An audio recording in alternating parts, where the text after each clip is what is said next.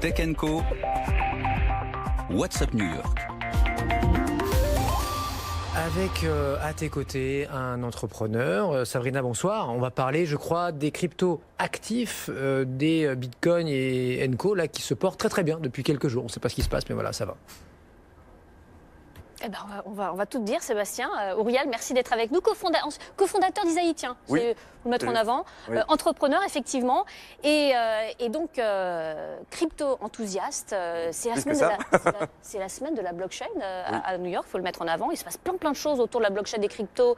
La conférence Consensus, qui est là, the place to be, hein, si on est dans l'univers des cryptos.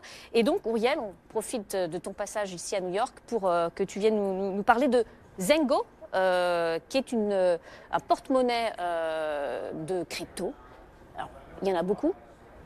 Quel est le problème aujourd'hui? Beaucoup trop même. Et alors toi, tu viens avec une solution, c'est que c'est safe et c'est simple d'utilisation. Oui, c'est le premier porte-monnaie dans son genre. Et donc, juste pour donner un peu de contexte, quand on a des assets actifs, des actifs de crypto, il faut les garder quelque part. Ouais. Il faut éviter de les parce mettre... que quand on achète là, sur une plateforme, Coinbase par exemple, soit on la laisse et il y a le risque de se la faire hacker, Oui. ou on met ça dans un wallet. Et, Oui. et Donc la première règle de sécurité, c'est de ne pas les laisser dans une bourse comme Coinbase. La preuve, c'est qu'il n'y a pas encore très longtemps, Binance s'est fait hacker. Il y a 40 millions de dollars qui sont partis en fumée. Et donc la solution, c'est d'être possesseur de ces cryptos. Il faut pour ça un porte-monnaie. Le problème, c'est que l'intégralité des porte-monnaies sont très très compliquées, y compris pour des experts en sécurité. Pourquoi? Parce qu'il faut gérer sa propre sécurité. Et ça, c'est quelque chose auquel on n'est pas habitué. Dans le monde bancaire, on a une banque qui fait ça pour vous. Et là, vous devenez votre propre banque et c'est compliqué. Il faut gérer des mots de passe, il faut gérer tout un tas de process de backup, etc. que la plupart des gens ne comprennent pas et ce qui aboutit soit à des erreurs humaines, de l'argent perdu, soit même à des hacks. Et donc nous, on arrive avec une nouvelle solution qui est la première en son genre. C'est un porte-monnaie qui est très simple, qui ne demande à l'utilisateur de se souvenir d'aucun mot de passe. Premier en son genre dans le monde des cryptos et puis dans la fintech aussi. Oui, et on peut dire que c'est même une innovation tout court. Ouais. C'est la première fois qu'il y a un service Ouais. qui ne demande pas de mot de passe. Donc il suffit de savoir que vous avez un compte chez nous et on utilise un nouveau stack de cryptographie qui s'appelle la threshold cryptographie. On pourra en parler plus techniquement si vous voulez, mais c'est le terme en technique. Et on utilise aussi des services de biométrie avancée qui permet d'identifier de manière certaine que l'utilisateur est l'utilisateur. Et donc l'expérience est très simple. On ouvre l'application, en 5 secondes on a un crypto wallet qui est prêt, qui est sauvegardé et qu'on peut utiliser. C'est fou, hein, la simplicité, là, on ouvre, alors bien sûr j'ai testé, mais du coup on se dit, oh là là, mais il n'y a pas de password, pas de mot de passe, mais est-ce que c'est vraiment safe et comment vous pouvez garantir la sécurité, tout ça? Parce qu'il faut le smartphone, il faut vos serveurs à vous. Oui. Et vous l'avez dit, il y a tout un système. Alors voilà, on a le système de sécurité distribué entre le téléphone et notre serveur et dans un futur proche entre plusieurs autres appareils. Et la complexité de la sécurité, l'utilisateur ne la voit pas. En revanche, il s'en rend compte le jour où il a un autre téléphone, où il efface l'application et il doit la réinstaller. Voilà, c'est ce que j'allais dire. Ouais. Qu'est-ce qui se passe là si je perds mon téléphone? Exactement. Typiquement, quand on perd son téléphone, il faut retrouver... si vos serveurs crashent. Ou si notre serveur crash. Il faut typiquement retrouver son secret, c'est-à-dire les 24 mots-clés que d'habitude on vous donne dans un crypto wallet et savoir où on les a gardés, les réécrire, pas faire d'erreur en les réécrivant et espérer que l'argent va être récupéré. Dans notre cas, c'est beaucoup plus simple que ça. On réinstalle l'application, on met son email, on scanne son visage et l'argent est là. Et quand on fait cette expérience-là, quand on la découvre, on a compris qu'on était safe. Et non seulement on est safe parce qu'il n'y a pas de mot de passe à gérer, mais parce que vous êtes uniquement la seule personne à pouvoir accéder à votre compte. Aujourd'hui, dans la crypto, n'importe qui a votre mot de passe peut dépenser votre argent. Et c'est pour ça que les hackers ont du succès. C'est-à-dire qu'ils piquent la clé privée de quelqu'un, le mot de passe de quelqu'un, ils dépensent leur argent. Donc ici, il y a uniquement vous qui avez cette garantie. Et donc en faisant cette étape de sécurité, l'utilisateur devient conscient qu'il est en contrôle absolu de sa sécurité de manière très simple. Ouais, là, ça peut ouvrir des portes, les portes à tous ceux qui ne sont pas forcément connaisseurs ou parce qu'avec cette simplicité-là, d'habitude, si vous avez un porte-monnaie et c'est compliqué, machin, là, avec vous, c'est vraiment très très simple. Vous avez levé 4 millions de dollars. Oui.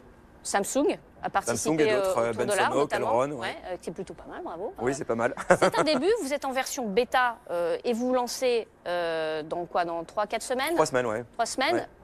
Partout dans le monde? Worldwide, sauf la Chine. Parce qu'il y a un problème de régulation sur la Chine. Ouais. Donc en France? On lance évidemment en France, on a déjà beaucoup d'utilisateurs en France, on a déjà plusieurs centaines d'utilisateurs, on gère déjà plusieurs millions de dollars sur le système, alors qu'on a à peine lancé il y a 3 semaines en bêta privée. Et Android arrivera, pour pas créer de fausses attentes, dans 2 mois. Il va falloir être patient. Donc ça, c'est la première version. Oui. À terme, là, enfin à terme, où j'imagine que ça va évoluer. Est-ce qu'on va pouvoir acheter des cryptos via votre porte-monnaie? Comment ça va se passer là? Alors il va y avoir beaucoup de fonctionnalités. On a roadmap? commencé par la base et on a voulu le faire beaucoup mieux que n'importe qui d'autre. Et donc là c'est l'étape numéro 1. L'étape numéro 2, c'est effectivement qu'est-ce qu'on fait quand on a de l'argent dans un porte-monnaie, dans un compte en banque crypto. Et donc là il y a plein de services qui vont être associés, qui vont être intégrés. Certains qu'on va développer nous-mêmes, d'autres qu'on va intégrer, qui sont développés par d'autres.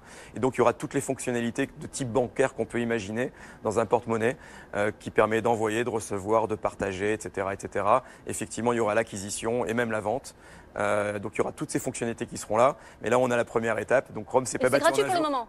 C'est gratuit pour le moment. Ouais. En revanche, le modèle, c'est un modèle premium. Donc on bâtit un produit de qualité. Et donc on vendra ce service par abonnement pour les gens qui voudront l'avoir. Mais il y aura aussi une rétribution qui fera qu'en fait, on se retrouve dans son argent très très vite. Ouais. Très rapidement, je ne sais pas si on a le temps, Sébastien. Effectivement, là, c'est une semaine importante Il ici à nous New reste York une minute, pour ouais. ce secteur. Et comme par hasard, on est sur un Bitcoin là, ou sur les cryptos qui vont beaucoup mieux là. On a quasiment fait expliquer, là, x2 cette hausse en un mois. Qu'est-ce qui se passe là après un hiver noir, enfin une année catastrophique? Il y a toute une série ça reprend. Effectivement, c'est le contre-coup d'une année catastrophique. C'est-à-dire que si on regarde depuis 10 ans, les crypto-monnaies suivent un cycle de haut et de bas. Et là, on est dans un cycle de haut qui est reparti, qui sont déclenchés par un certain nombre de causes, notamment des annonces industrielles. On se rend compte que beaucoup de grosses sociétés ont enfin compris que la crypto était une industrie, qui voulaient se rentrer dedans. Des banques, des sociétés comme Facebook, des JP Morgan, des Walmart, des Starbucks, etc., qui commencent à investir massivement dans cette industrie-là. Et donc forcément, au bout d'un moment, l'optimisme revient. Et quand l'optimisme revient dans la crypto, les prix montent. On va aller chercher les 19 000 Je ne sais pas, c'est possible, on verra. On verra. En tout cas, Rappelez-vous, quand on était à 19 000, certains disaient allez, on va à 100 000 quoi. Et puis boum, on s'est craché. On a fait diviser 50 000, 100 000, ouais. À suivre.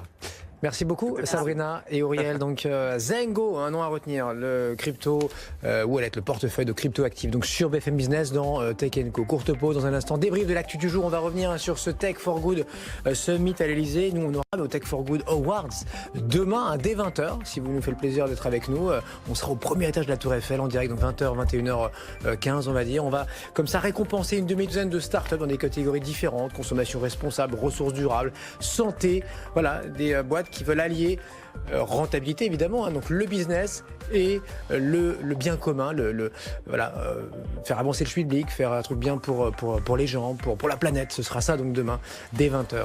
La tech for good donc sur BFM Business. On interroge là-dessus dans un instant. 2 entrepreneurs, courte pause.